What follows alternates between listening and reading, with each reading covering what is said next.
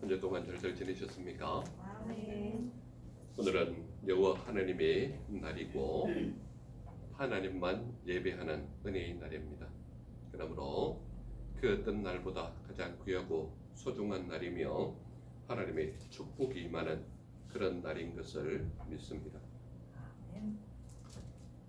오늘 누가복음 1장 8절에서 23절까지 말씀 속에 가장 주제적으로 나타내는 말씀이 바로 13절에 있습니다. 13절 우리 같이 한번 읽겠습니다. 13절 시작. 천사가 그에게 이르되 사가랴여 무서워하지 말라. 너의 간구함이 들린지라.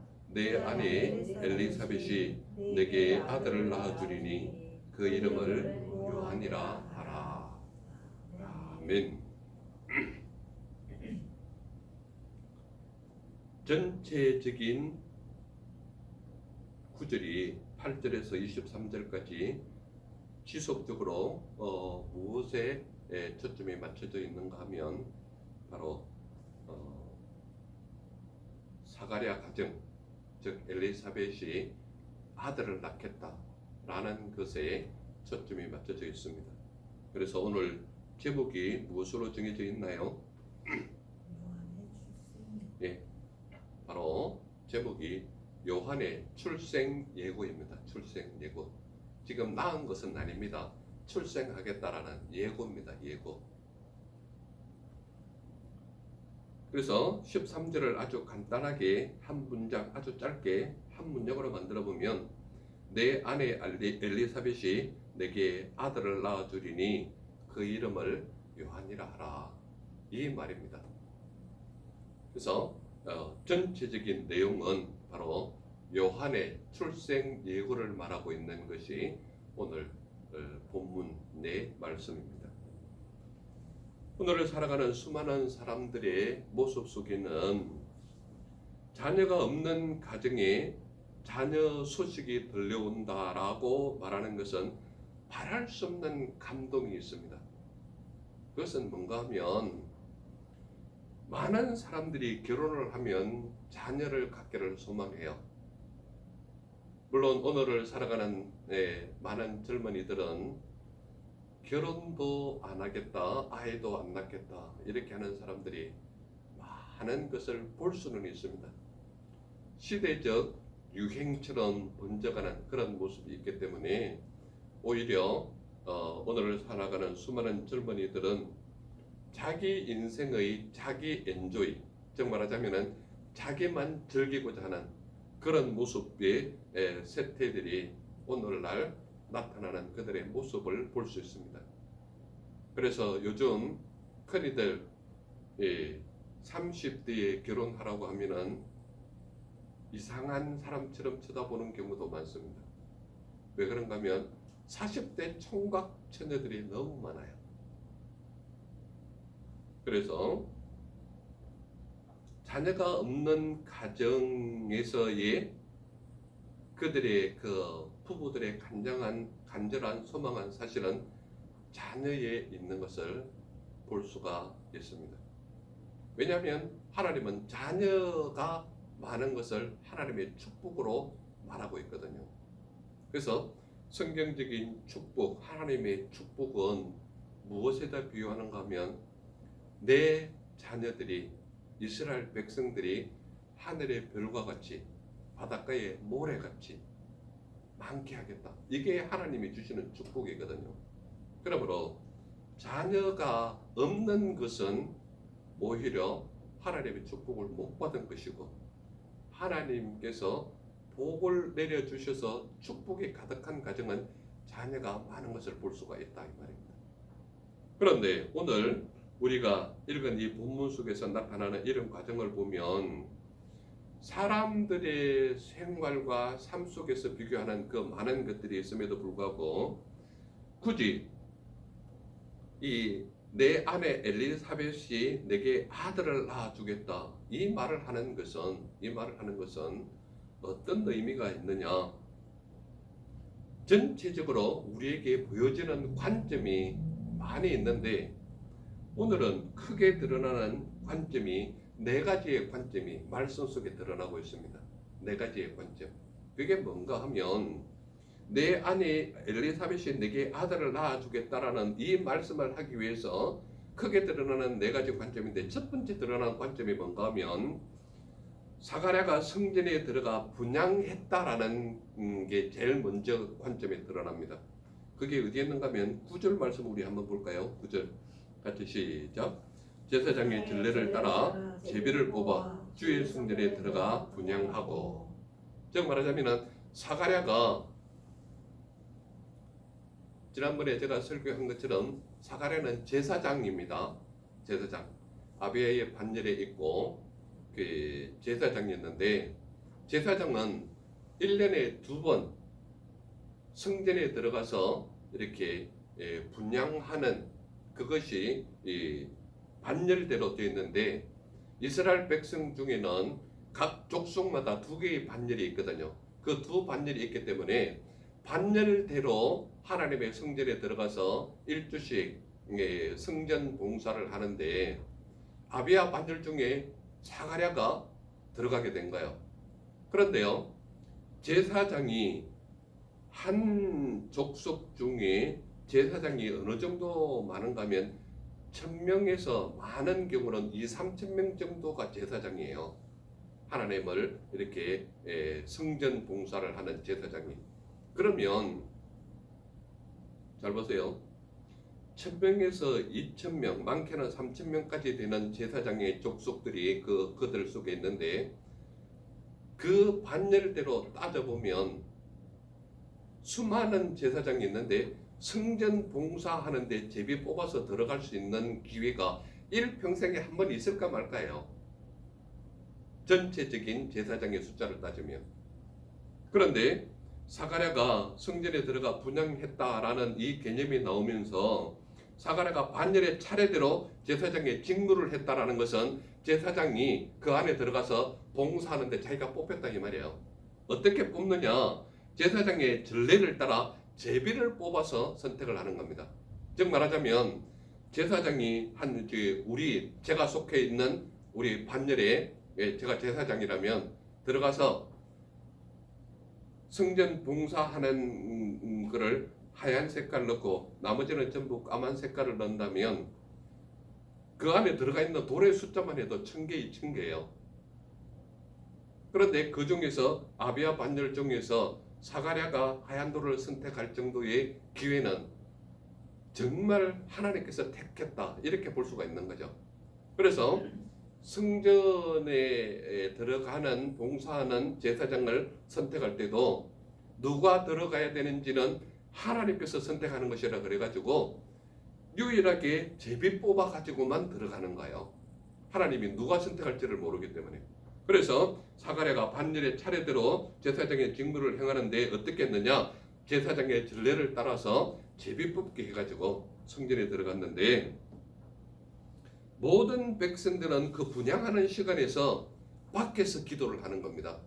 즉 말하자면 밖에서 기도했다라는 것은 하나님 앞에 들어가서 예배하거나 또는 하나님의 전례를 따라서 제사를 지내는 그 모든 과정이 우리가 예배로 본다면 성전 안에 들어가서 예배를 하거든요.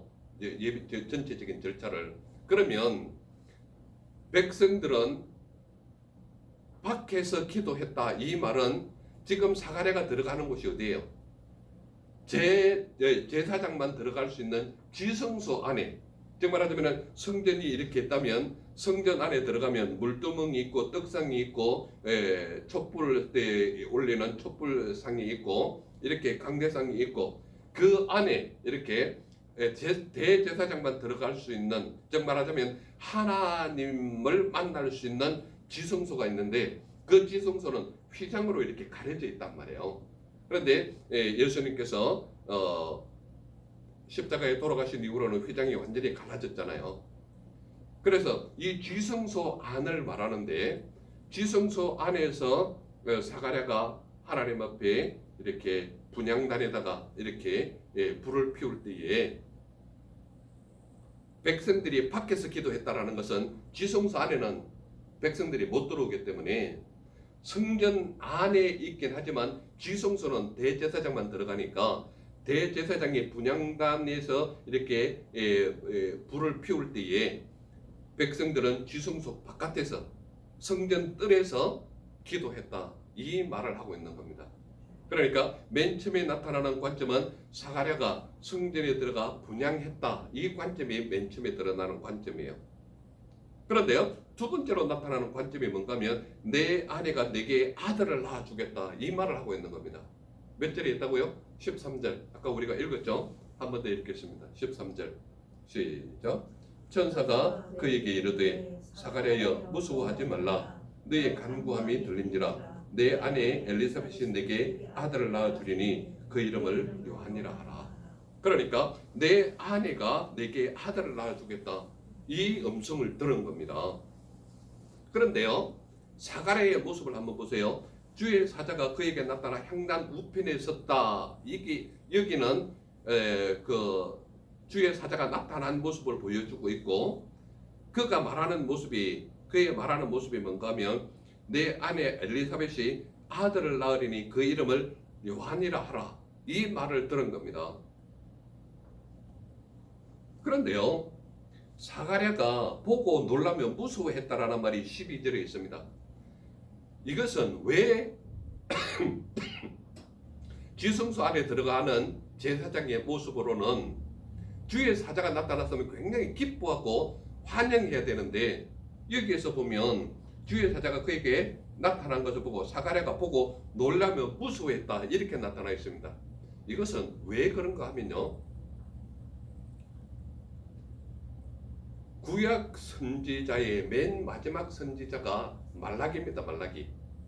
그래서 말라기 선지자, 구약의 맨 뒤에 보면 말라기라고 나와 있는데, 말라기 선지자가 하나님 앞에 그 모든 것을 말하고 하나님 말씀을 들은 그 마지막 선지자가 말라기였다면, 말라기부터 사가랴가 하나님 성전에 들어가서 예배하는 그 시기까지의 틈이 약 400여 년이 흘렀어요. 그런데 400여 년이 흐르면서 하나님이 단 한 번도 제사장에게 나타난 적이 없습니다. 그래서 이 시기를 많은 사람들은 구약과 신약의 중간기라고 말하는 겁니다. 즉 말하자면 구약과 신약 사이에 하나님의 말씀이 임하지 않은 암흑시대 또는 중간기, 이렇게 나타내고 있는 겁니다. 그런데 이 사가랴가 말라기 선지자로부터 사가랴까지 400여 년 동안 하나님의 모습이 단 한 번도 음성이 들려지지 않았고 제사장에게 나타나지 않았는데, 400여 년 동안의 틈이 있는 그 사이에 사가랴가 처음 들어간 이때에 사가랴가 나타났기 때문에 사가랴는 엄청 놀랄 뿐만 아니라 무서워서 덜덜 떠는 모습이 바로 사가랴의 모습이었다, 이것을 말하고 있는 것입니다. 왜 사가랴가 제사장으로 들어가면서 그가 무서워하기도 하고 두려워하기도 했는가 하면, 400여 년 동안 하나님의 말씀을 단 한 번도 들은 적이 없는 제사장들의 모습이었기 때문에 사가랴에게 나타났다는 것은 이 무슨 세상에 이제 종말이 다가왔느냐, 아니면은 무슨 큰 일이 났느냐, 또는 한 번도 나타나지 않은 400여 년 동안의 틈 속에서 제사장들은 별다른 그 하나님을 예배하는 참다운 어떤 그런 모습보다는 그냥 형식적으로 예배했던 그런들의 모습이 있을 수도 있다, 이 말입니다. 그런데 사가랴가 들어갔을 때에 하나님 그 주의 사자가 딱 나타나니까 엄청 놀라고 두려운 거죠. 그런 모습이 바로 사가랴의 모습이었다. 그런데 그 주의 사자가 나타나서 말하는 것이 뭔가 하면 내 아내 엘리사벳이 아들을 낳아줄 것인데 그 아들의 이름을 요한이라고 하라, 이렇게 이름을 지정해주고 아들을 낳을 것이라고 얘기하는 겁니다. 그런데 그 아들이 어떤 아들이라고 말하는가 하면 주의 사자가 분명하게 말하고 있는 것이, 그 아기는 모태로부터 성령 충만함을 받아 이스라엘 자손을 하나님께로 많이 돌아오게 하겠다라는 거예요. 그게 어디에 있습니까? 몇 절에 있습니까? 15절 같이 한번 읽어볼까요? 14절 15절 같이 읽겠습니다. 시작. 너도 기뻐하고 즐거워할 것이요 많은 사람도 그의 태어남을 기뻐하리니 이는 그가 주 앞에 큰 자가 되며 포도주나 독한 술을 마시지 아니하며 모태로부터 성령의 충만함을 받아. 이렇게 돼 있죠. 16절 보세요. 이스라엘 자손을 주 곧 그들의 하나님께로 많이 돌아오게 하겠습니다. 그러니까 이 요한은 지금 400여 동안의 암흑기에서 하나님이 임하시지 않는 그들에게는 엄청난 답답함과 두려움과 외로움이 있을 것인데, 사가랴가 그 하나님의 성전에 들어갔을 때 주의 사자가 딱 나타나니까 엄청 놀라면서 그를 보러 보는데, 주의 사자가 하는 말이 내게 아들을 낳아주겠다. 그런데 그 아들의 이름을 요한이라 하라. 이러면서 요한의 출생을 예고하고 있는 거예요. 그런데 그 아들이 어떠한 아들이라고 말하는가 하면, 모태로부터, 즉 말하자면 뱃속에 있을 때부터 성령 충만함을 받아서 이스라엘 자손을 하나님께로 많이 돌아오게 하겠다라는 거예요. 그러니까 요한은 어떠한 아들인가 하면 하나님께서 예고한 아들이고 성령의 인도하심을 받아 태어난 아들이고, 모태로부터 성령 충만함을 받아서 이스라엘 백성, 즉 그의 백성들을 하나님께로 많이 돌아오게 하겠다는 거예요. 그러면서 그의 모습은 어떤가 하면 독한 술을 마시지 않는다. 이 말은 뭐예요? 나실린이라는 거예요. 나실린이라는 것은 하나님의 인도하심을 따라 태어난 아들이라는 것을 말하고 있는 거예요. 그래서 그러한 성령 충만함을 받은 아들은 술도 마시지 않을 뿐만 아니라 독한 술도 마시지 않는다 이 말이에요. 절대 금하는 것이. 그래서 그에게 나타나는 능력이 어떠한 능력으로 나타나는가 하면 바로 엘리야의 능력이 나타나는 아들이 요한이라고 말하고 있는 거예요. 17절 같이 한번 읽겠습니다. 시작. 그가 또 엘리야의 심령과 능력으로 주 앞에 먼저 와서 아버지의 마음을 자식에게 거스르는 자를 의인의 슬기에 돌아오게 하고 주를 위하여 세운 백성을 준비하리라. 그러니까 요한의 모습은 메시아이신 예수 그리스도의 탄생 이전에 먼저 와서 오시는 메시아를 미리 준비하는 자로 요한을 지정한 겁니다. 그러한 아들이 바로 요한이기 때문에 요한의 출생 예고는 하나님을 예비하는 아들로 요한을 지정해서 엘리사벳에게 주겠다라는 것을 말하고 있는 거예요. 그러니까 이것은 철저하게 하나님의 예비하신 아들이고 하나님을 준비하는 아들이고, 그가 모태로부터 이미 성령 충만함을 받아서 이스라엘 백성들을 많이 하나님 앞에 돌아오게 하는 그런 한 인물이 바로 요한이다. 이것을 말하고 있는 거예요. 그러니까 이 아들은 사람의 능력으로 태어난 것이 아니라 성령 하나님의 충만하심으로 태어난 아들이 바로 요한이고, 이 아들이 기도의 능력의 일꾼이 바로 엘리야인데, 엘리야의 심령과 능력으로 나타나는데, 그가 그러한 능력을 받았다는 것은 메시아이신 예수 그리스도를 예비하는 아들로 요한을 주겠다, 이 말을 하고 있는 겁니다. 그러니까 이 아들은 보통 아들이 아니고 이미 모태로부터 성령 충만함을 받은 아들이 바로 요한이다, 이것을 말하는 것입니다. 그래서 첫 번째로 나타나는 관점은 사가랴가 성전에 들어가 분향했다라는 관점이고, 두 번째로 나타나는 것이 내 아내가 내게 아들을 낳아주겠다, 이 관점이에요. 그렇다면 세 번째 관점이 뭐냐? 때가 되면 내 말이 이루어질 것이라는 관점입니다. 어디에 있습니까? 20절입니다. 20절 같이 한번 읽어볼까요? 같이 시작. 보라, 이 일이 되는 날까지 내가 말 못하는 자가 되어 능히 말을 못하리니 이는 내가 내 말을 믿지 아니함이거니와 때가 이르면 내 말이 이루어지리라 하더라. 그러니까 때가 이루어지면 이 일이 이루어지는데 어떠한 과정이 있었느냐? 첫 번째로 사가랴의 모습을 한번 보세요. 사가랴가 어떤 모습으로 보이는가 하면 내가 늙고 아내도 나이가 많다라는 거예요. 이 말은 뭡니까? 사가랴의 내면 속에는 지금 주의 사자가 무슨 말을 하든지 간에 내가 이미 늙었고 그리고 내 아내도 아이 낳을 수 있는 나이가 아니라는 것을 밝히고 있다 이 말이에요. 그러니까 사가랴는 지금 주의 사자의 말을 믿는 겁니까? 자기의 현실을 보는 겁니까? 사가랴는 제사장이지만 자기 현실을 보는 거예요. 그러니까 주의 사자가 그러한 말을 했음에도 불구하고 내가 이미 늙었다. 그리고 내 아내도 나이가 많았다. 이 말은 뭐예요? 엘리사벳인 자기 아내도 사가랴인 자기 자신도 이미 잉태할 수 있는 나이가 아니라는 것을 주의 사자에게 말하고 있다 이 말입니다.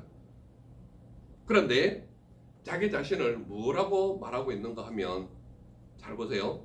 나는 하나님 앞에 서 있는 가브리엘이라 이 좋은 소식을 전하려고 내게 말하라고 보내심을 받은 것이 바로 나다. 그러니까 나는 누구라고 말하는 거예요? 하나님 앞에 서 있는 가브리엘 천사라고 말하고 있는 거예요.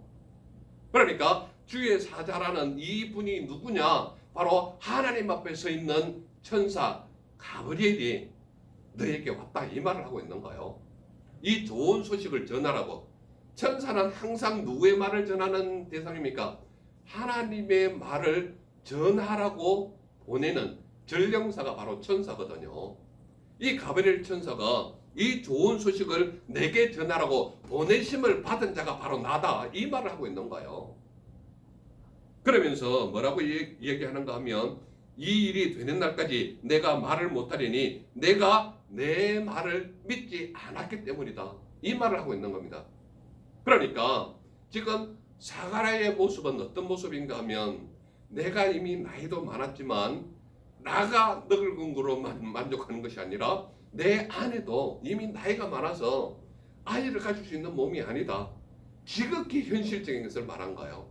그런데 주의 사자가 이 가브리엘 천사가 하는 말이 뭡니까? 네가 내 말을 믿지 않았기 때문에 너는 이 일이 이룰 때까지 말 못해. 덩어리로 살 거야. 이 말을 하고 있는 겁니다. 그러면 네 번째 관점은 도대체 어떤 관점을 말하고 있습니까?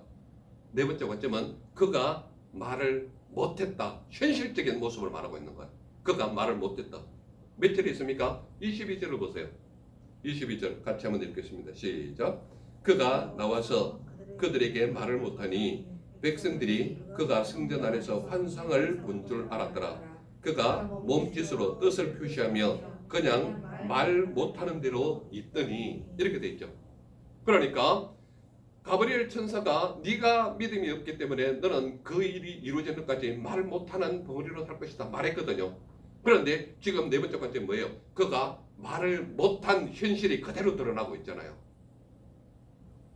그런데 그가 말을 못한 이유가 뭐라고 얘기합니까? 어떤 모습으로 나타났다고 얘기합니까? 그가 나와서 그들에게 말을 못했다라고 분명히 말하고 있습니다. 그리고 나타나는 것이 뭔가 하면 백성들이 그가 성전 안에서 환상을 본 줄 알았다. 그런데요, 백성들의 모습을 잘 보세요. 이미 400여 년 동안 암흑 기고 중간기인데 말라기 선지자로부터 사가랴 제사장님 요 사이에 400여 년이 흐르는 동안에 단 한 번도 하나님의 임재하심이거나 말씀이 나타나지 않았거든요. 그런데 이 400여 년의 침묵을 깨고 주의 사자가 사가랴 앞에 나타났으니까 사가랴의 모습은 지극히 현실적인 자기의 모습을 토로하는 것을 보는 거예요. 그런데 주의 사자가 네 믿음이 없는 것으로 말미암아 너는 그 일이 이루어질 때까지 말 못하는 사람으로 살 것이다. 그런데 그 말을 듣고 바깥으로 백성들이 기다리는 곳에 나오자마자 백성들의 모습이 뭐예요? 그가 나와서 그들에게 말을 못했다라는 것과 왜 말하기를 필요하는가 하면 제사장이 하나님의 지성소 안에 들어가서 하나님의 음성을 들은 것을 백성들에게 알려주면서 축복 기도를 해야 되거든요.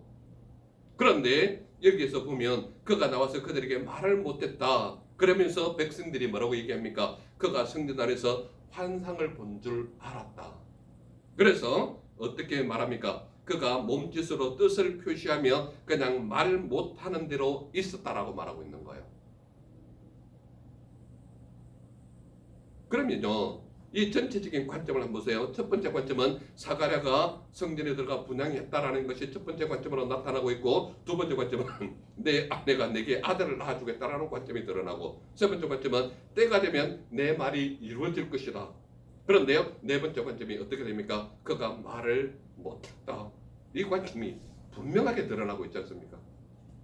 그렇다면 오늘 사람들에게 묻는 질문이 아주 간단한 질문이 바로 이거예요. 사가랴는 왜 요한의 출생을 믿지 못했을까? 사가랴는 왜 요한의 출생을 믿지 못했을까? 아주 간단합니다. 자신과 아내의 현실을 보았기 때문에 주의 사자의 출생 예고를 믿지 못한 겁니다. 그러니까 사가랴의 입장에서는 지극히 당연한 것임에도 불구하고 주의 사자가 전하는 말씀은 현실을 넘어선다라는 것을 인정하지 못하는 게 사가랴의 모습이었단 말이에요. 그런데요, 지금 우리가 역사적인 흐름을 봤을 때는 사가랴의 모습을 지극히 인정할 수밖에 없는 모습이 또 있어요. 왜냐하면 400여 년이 흐르면서 단 한 번도 하나님의 임재하심이거나 하나님의 말씀을 전하는 그 어떤 모습도 나타나지 않았거든요. 그 400년이 흐른 암흑기 시대를 지나간 후에 사가랴가 성전에 들어가서 분향했는데 그때 주의 사자가 나타났으니 얼마나 당황했겠고 두려워했겠고 무서워했겠냐, 충분히 이해는 갑니다. 그러나 그가 전하는 주의 사자의 그 말에 대해서는 분명한 확신함이 있어야 되는데, 사가랴는 왜 요한의 출생 예고를 믿지 못했는가 하면 자신과 아내의 현실이 너무나도 적나라하게 드러나 있기 때문에 그 말을 받아들이지 못했던 사가랴의 모습이 있었다 이 말입니다.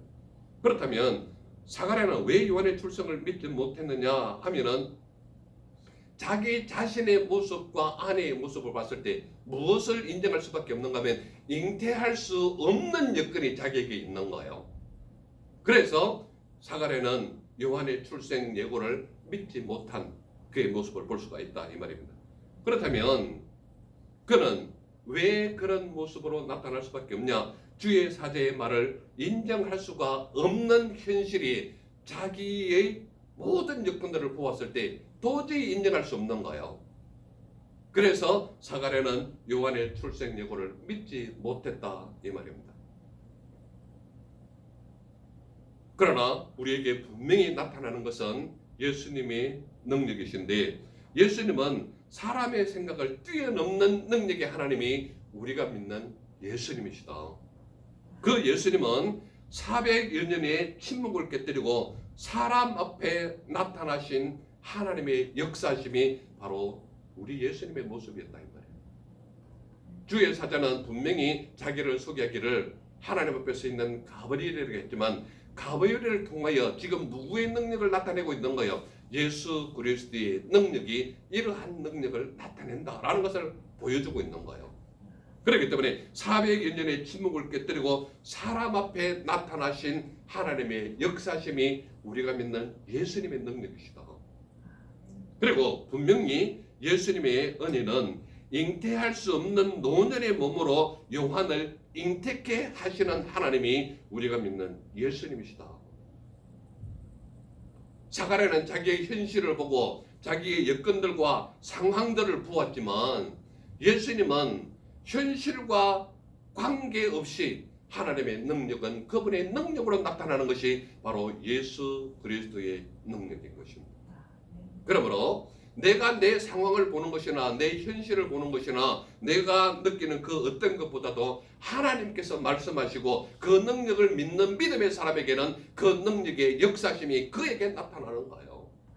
왜 그런가 하면 이 믿는 믿음의 역사심이 예수 그리스도를 믿는 믿음으로 나타나는 능력이거든요. 그러므로 예수 그리스도 안에 있는 사람은 자신의 무능력과 자신의 능력과 지혜와 지식과는 관계없이 자기의 현실과 상황도 관계없이 그 모든 상황을 뛰어넘는 분이 바로 우리 예수님의 능력이시다.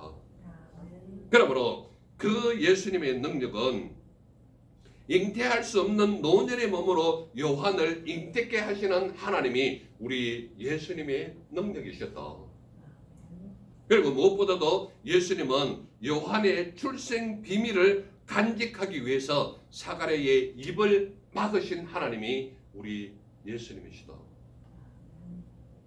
요한의 출생 예고는 철저하게 하나님의 계획이셨고 하나님의 방법으로 잉태케 하셨고 하나님의 능력으로 예수님 앞서서 준비하는 믿음의 일꾼으로 요한을 세우셨기 때문에 그 모든 비밀은 철저하게 간직해야 되는 거예요. 그래서 사가랴가 말을 못하도록 입을 닫으신 분이 예수 그리스도의 능력이시다. 그러므로 주의 사자, 즉 말하자면 천사 가브리엘은 내 믿음 없음을 탓해서 벙어리로 만드셨지만 예수 그리스도의 능력은 요한의 출생은 하나님의 계획 안에 있기 때문에 그 예수 그리스도를 예비한 요한이 출생하기까지는 사가랴의 입을 막을 수밖에 없었다 이 말이에요. 그래서 사가랴의 입을 막으신 분은 요한의 출생을 간직하게 하려고 요한이 출생할 때까지 사가랴의 입을 막으신 분이 우리 예수님의 능력이셨다. 그렇다면 저와 우리 모두는 믿음의 사람인데 믿음의 사람은 도대체 어떻게 살아야 하느냐? 믿음의 사람은 요한의 출생 예고를 믿음으로 받아들이는 삶이 우리의 삶이 되어야 된다. 이 말을 하고 있는 겁니다. 그러므로 예수 그리스도의 은혜를 미리 예비하고 그 모든 것을 준비하기 위해서 요한을 출생하는데 정상적인 잉태할 수 있는 그런 사람에게 나타나는 것이 아니라 도저히 정상적인 방법으로는 할 수 없는 사가랴와 엘리사벳을 택해서 그들에게 요한을 잉태케 하시는 하나님의 능력이 바로 우리 예수 그리스도의 계획이시고 능력이시고 은혜이셨다. 이것을 우리에게 말하고 있는 겁니다. 그러므로 오늘 살아가는 우리 모든 믿음의 사람은 요한의 출생 예고를 믿음으로 받아들이는 삶이 우리의 삶이 되어라. 이 말을 하고 있는 겁니다. 그래서 예수 그리스도를 믿는 믿음의 사람은 주의 사자가 전하는 말씀을 믿음으로 받아들이는 삶이 우리의 삶이 되어야 된다. 이 말을 하고 있는 거예요. 인간인 서성문 목사가 전하는 모든 말씀은 하나님의 말씀을 전하기 때문에 서성문 목사를 믿으라는 것이 아니라 하나님의 말씀을 믿으라고 말하고 있는 것이거든요. 그러므로 저와 우리 모두는 믿음의 사람으로서 주의 사자가 전하는 말씀을 믿는 믿음의 삶이 우리의 삶이 되어야 된다. 이 말을 하고 있는 것입니다. 그리고 무엇보다도 삶의 현실보다는 말씀대로 믿는 삶이 너희의 삶이 되어야 된다. 이 말을 하고 있는 거예요. 그러므로 저와 우리 모두는 예수 그리스도를 믿는 믿음의 사람이기 때문에 우리가 생각하는 지식과 지혜와 능력으로는 도저히 이해할 수 없고 받아들일 수 없고 인정할 수 없는 그러한 사실을 말씀으로 전한다 할지라도 예수 그리스도를 믿는 믿음은 삶의 현실보다는 말씀대로 믿는 삶이 너희의 삶이 되어야 된다. 이 말을 하고 있는 겁니다. 그러므로 저와 우리 모두는 삶의 현실로 인정하는 것보다는 말씀대로 믿고 따르는 것이 우리의 삶이 되어야 된다. 그리고 무엇보다도 말하지 못해도 예수님의 인도하심을 따르는 삶이 우리의 삶이 되어야 된다. 이 말입니다.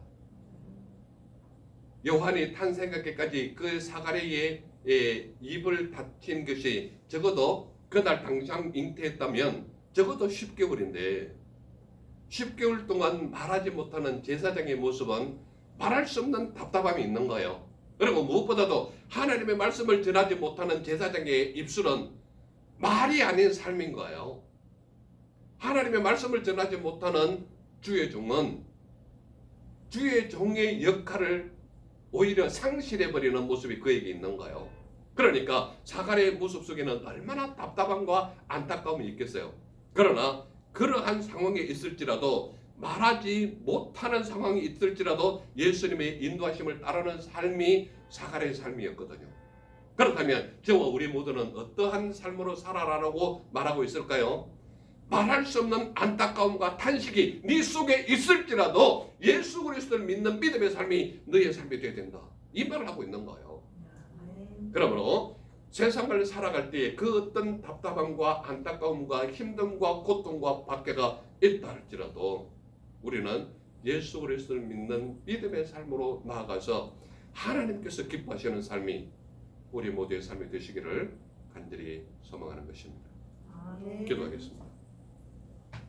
사랑의 주 하나님 감사합니다. 오늘도 우리에게 요한의 출생 예고를 통하여 우리의 삶이 어떠해야 하는지를 말씀하여 주시니 감사합니다. 주님의 뜻에 합당한 믿음의 종들의 삶이 되게 하사 우리가 어떠한 상황에서도 예수 그리스도를 믿는 믿음의 종들로 온전히 세워지게 하옵소서. 그래요 주님께서 기뻐하시는 믿음의 종들의 온전한 삶으로 인도하여 주옵소서. 말씀해 주신 주 예수님 이름으로 감사하며 기도드려 싸움나이다. 아멘. 아멘.